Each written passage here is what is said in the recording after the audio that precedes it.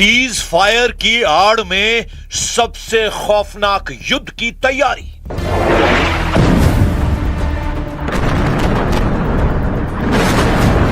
लगभग 40 दिन के युद्ध के बाद जिस तरह से अमेरिका ने ईरान के साथ 14 दिन का सीज फायर किया है, असल में वो 14 दिन का सीज फायर से ज्यादा रिचार्ज युद्ध की तैयारी साबित हो रही है।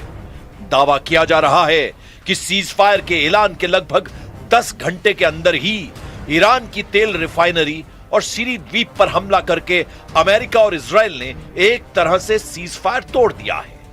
खुद ईरान ने आरोप लगाया है कि सीज फायर के बाद अमेरिका और इजराइल ने ईरान के ठिकानों पर हमला किया है। दावा तो यहां तक किया गया है कि ईरान ने पलटवार करते हुए सऊदी अरब, बहरीन, यूएई और इजराइल के ऊपर भी मिसाइल और ड्रोन से हमले किए हैं।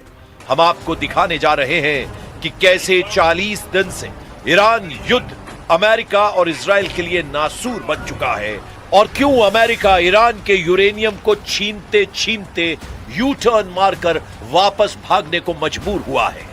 हैरान करने वाली बात तो यह है कि इस सीज फायर का सबसे ज्यादा नुकसान अमेरिका और इजराइल को ही रणनीतिक रूप से होता दिख रहा है, क्योंकि अभी भी ईरान का यूरेनियम बचा हुआ है। अभी भी ईरान का पूरा कंट्रोल स्ट्रेट ऑफ हॉर्मुज पर बना हुआ है। अभी भी ईरान की मिसाइल पावर जबरदस्त तरीके से पलटवार कर रही है। 14 दिन का सीज फायर नहीं, 14 दिन का रिचार्ज युद्ध शुरू।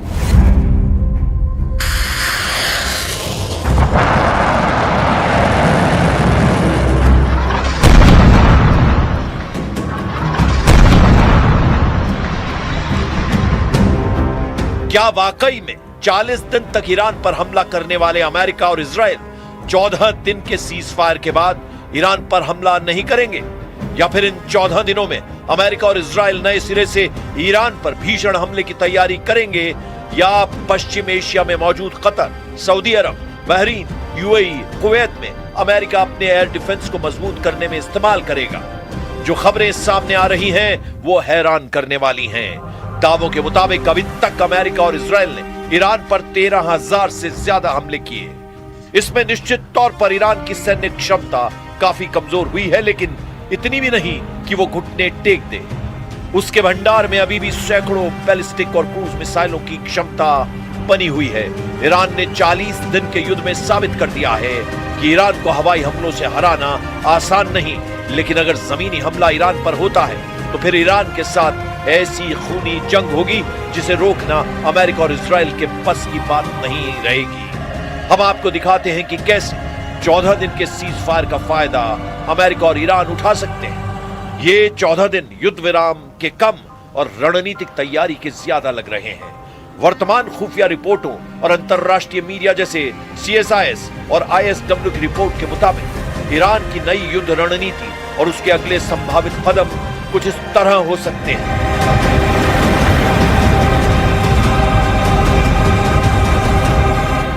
अब आप ये जान लीजिए 14 दिन के सीज फायर से ईरान को क्या क्या फायदा हो सकता है।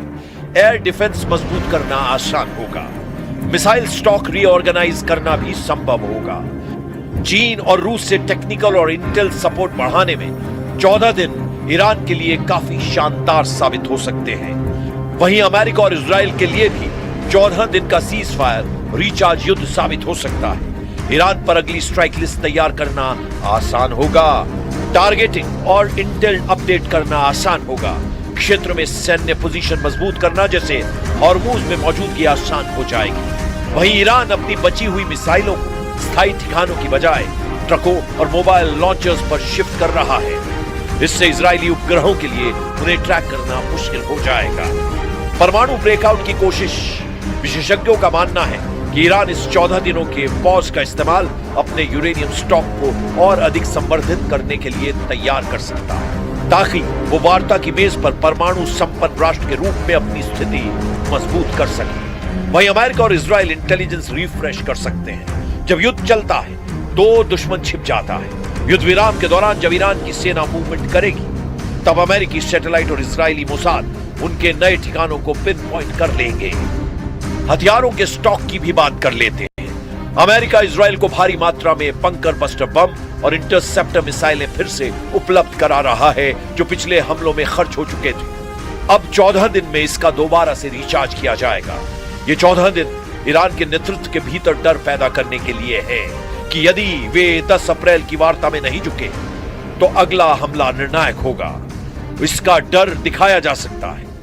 इधर इन 14 दिन में ईरान सीधे युद्ध की बजाय अपने एक्सेस ऑफ रेजिस्टेंस जैसे हिजबुल्ला, हूथी और इराकी मिलिशिया को फिर से सक्रिय कर रहा है, ताकि इजराइल को कई मोर्चों पर उलझाया जा सके। ईरान हॉर्मुज को पूरी तरह से माइन यानी समुद्री बारूदी सुरंगों से भर सकता है। इससे न केवल तेल की आपूर्ति रुकेगी, बल्कि पश्चिम देशों के युद्धपोतों के लिए भी वहां से निकलना नामुमकिन हो जाएगा।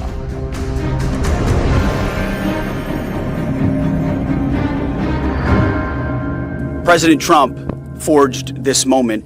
Iran begged for this ceasefire, and we all know it. As the President truth this morning, a big day for world peace. Iran wants it to happen.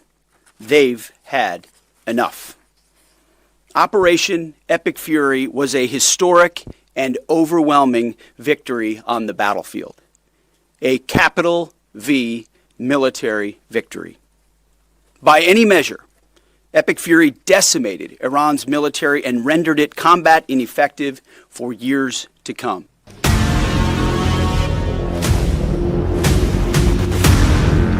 दस अप्रैल 2026 को पाकिस्तान की राजधानी इस्लामाबाद में सीज फायर को लेकर अमेरिका और ईरान के प्रतिनिधियों के बीच निर्णायक बातचीत हो सकती है। लेकिन ये 14 दिन दोनों पक्षों के लिए करो या मरो वाले साबित हो सकते हैं। देखिए कैसे। ईरान के लिए सबसे बड़ा फायदा यह है कि वो इस समय का उपयोग अपने उन भूमिगत ठिकानों को सुरक्षित करने में कर रहा है जो अभी तक हमलों से बचे हुए हैं। अगर ईरान को लगता है कि उसकी सत्ता खतरे में है, तो वो सैमसन ऑप्शन यानी सब कुछ दांव पर लगा देना अपना सकता है, जिसमें वो अपने पास मौजूद हर घातक हथियार का उपयोग एक आखिरी हमले के रूप में कर सकता है। ईरान अपनी मिसाइलों को फिर से रीलोड करेगा और कमांड सेंटरों को जमीन के और गहरे हिस्सों में ले जाएगा, जबकि अमेरिका और इजराइल रीसप्लाई यानी हथियारों की आपूर्ति करेंगे और ईरान की हर हलचल पर पैनी नजर रखेंगे, ताकि 15वें दिन यदि हमला करना पड़ गया तो वे ईरान के नए ठिकाने को जानते हों। कुल मिलाकर ईरान की रणनीति अब सर्वाइव और सरप्राइज यानी बचना और अचानक हमला करना पर केंद्रित है। ईरान दुनिया को यह दिखाना चाहता है कि वो झुक नहीं रहा है, बल्कि बस अपनी ताकत बटोर रहा है। इन 14 दिनों के दौरान ईरान अपने भूमिगत परमाणु केंद्रों को सुरक्षित स्थानों पर शिफ्ट कर सकता है या फिर अंतिम तकनीकी प्रक्रिया पूरी कर सकता है। अगर 14 दिनों बाद वार्ता विफल होती है तो ईरान दुनिया के सामने यह कह पाएगा कि उसने शांति की कोशिशें की, लेकिन अमेरिका की शर्तें परमाणु कार्यक्रम का पूर्ण उसकी संप्रभुता के खिलाफ थी। संभव है कि 10 अप्रैल के बाद चीन और रूस मिलकर ईरान के लिए एक नया सुरक्षा ढांचा पेश करें जो अमेरिकी वर्चस्व को चुनौती देगा। We are not putting any trust on the other side, so our military forces are keeping their preparedness, they are keeping their vigilance to react to any scenario. But meanwhile, we will go for negotiations to see how serious the other side is. Iran का परमाणु बम निकला Hormuz, रूस के पूर्व राष्ट्रपति का बड़ा दावा। ताजा कूटनीतिक हलचल के बीच रूसी विदेश मंत्री सर्गेई लावरोव, पुतिन के करीबी और रूस के पूर्व राष्ट्रपति दिमित्री मेदवेदेव और क्रेमलिन के बयानों ने अंतरराष्ट्रीय राजनीति में हड़कंप मचा दिया है। रूस ने न केवल ईरान के परमाणु कार्यक्रम का बचाव किया है, बल्कि हॉर्मुज को लेकर पश्चिम देशों को कड़ी चेतावनी भी दी है। रूस के सुरक्षा परिषद के उपाध्यक्ष और पूर्व राष्ट्रपति दिमित्री मेदवेदेव ने स्ट्रेट ऑफ हॉर्मुज को ईरान का ऐसा परमाणु हथियार बताया है जिसे सुनकर अमेरिका और इजराइल को जबरदस्त मिर्ची लग गई है। दिमित्री मेदवेदेव ने बेहद तीखा बयान देते हुए कहा कि अमेरिका और इजराइल के इन हमलों के बाद अब इसमें कोई संदेह नहीं रह गया है कि ईरान तिगुनी ऊर्जा के साथ परमाणु हथियार बनाने की कोशिश करेगा। उनका तर्क है कि जब किसी देश के अस्तित्व पर संकट आता है तो आत्मरक्षा के लिए चरम कदम उठाता है।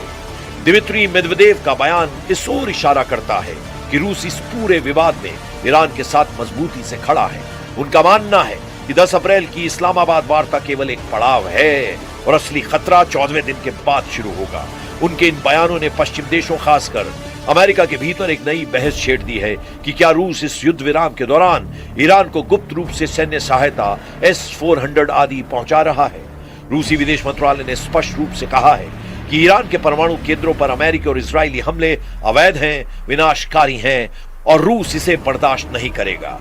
रूस ने चेतावनी दी है कि यदि ईरान के परमाणु ठिकानों पर हमले नहीं रुके तो ये पूरे यूरेशिया क्षेत्र के लिए परमाणु विकिरण का खतरा पैदा कर सकता है। रूस ने चेतावनी दी है कि यदि हॉर्मूज को सैन्य बल से नियंत्रित करने की कोशिश की गई तो ये वैश्विक तेल और गैस बाजारों में असंतुलन का महाविस्फोट होगा। रूसी बयानों के बाद अमेरिका और इजरायल में हड़कंप मचा हुआ है। रिपोर्ट्स में दावा किया गया है कि रूस ने ईरान को गोपनीय तरीके से उन्नत सैन्य उपकरण और S-400 मिसाइल डिफेंस सिस्टम की तकनीक मुहैया कराई है। रूस के विदेश मंत्री सर्गेई लावारोव के बयान से संकेत मिलता है कि रूस इन 14 दिनों के युद्ध विराम का उपयोग ईरान की रक्षा प्रणाली को मजबूत करने में कर सकता है। कुल मिलाकर देखना होगा कि अगले 14 दिन तक क्या सीज फायर टिक पाएगा, क्योंकि ईरान का दावा है कि सीज फायर के ऐलान के 10 घंटे के अंदर ही उस पर हमला हुआ है। अब देखना होगा कि ईरान आगे कैसा और क्या फैसला लेता है।